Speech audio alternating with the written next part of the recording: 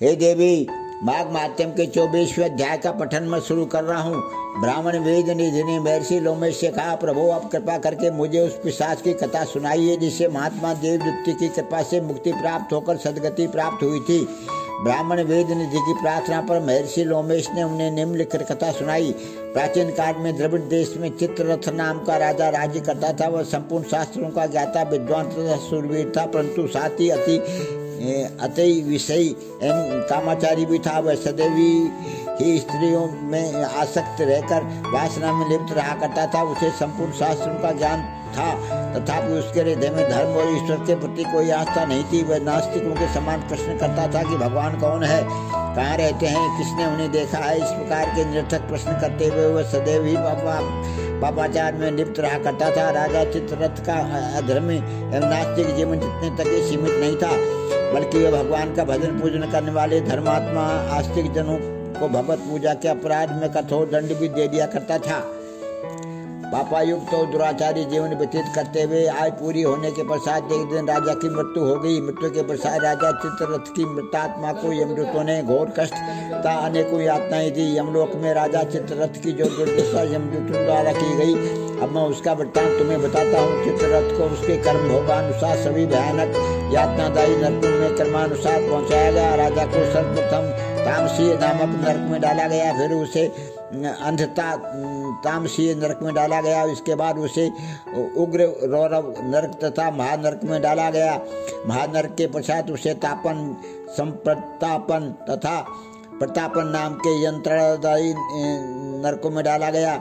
प्रतापन नामक नरक की उग्र यातना से राजा का तन और मन अत्यंत व्याकुल हो गया। संताप, काकोल, कुड़वल, पूती, मृतक इत्यादि भयानक नरकों में भी राजा को क्रम से डाला गया। इसके बाद उसे लोह, शंकु, मृगी, यंत्र, सालमली इत्यादि महादुर्गम तथा दुखदायी मार्गों में प्रविष्ट होना पड़ा। राजा के नारकीय जीवन का यही अंत नहीं था, उसे पुनः प्रेष्यमय, वन, लोह, तारक इत्यादि महा दुखदायी नरकों में भी डाला गया।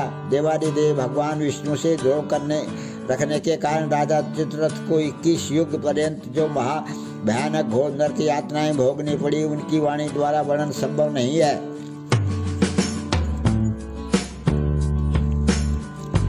21 युगों तक यमलोक में नरकों की भीषण यातनाएं भोगने के पश्चात राजा चित्ररथ को गिरिराज पर भयंकर पिशाच के रूप में जन्म मिला। पिशाच योनि में राजा का जीवन भयानक दुखों और कष्टों से घिरा हुआ था। वह सदैव क्षुधा, भूख और दशा, प्यास से व्याकुल होकर भटकता रहता था। उसे सर्दी गर्मी की भी ऐसे यातनाएं भोगनी पड़ती थी। इस प्रकार पिशाच योनि का दुख भोगते हुए भूख, प्यास तथा कष्टों से व्याकुल पिशाच देहधारी राजा चित्ररथ ने प्रसमन वन में प्रवेश किया। वहाँ एक बहेड़े के वृक्ष की छाया में बैठकर अपने दीर्घकालीन यंत्रणादायी जीवन पर विचार करते हुए वह रोने, चीखने और चिल्लाने लगा, हाय मैं मरा। इस प्रकार दुख से व्याकुल होकर चीखते हुए पिशाच देहधारी राजा चित्ररथ बहुत देर तक रोता रहा। पिशाच देहधारी राजा चित्ररथ युगों से कष्ट पा रहा था। अब वह हर समय सोचता रहता था, क्या कभी मेरे दुखों का कभी अंत होगा? यदि इनका अंत होगा तो कब होगा तथा कैसे होगा?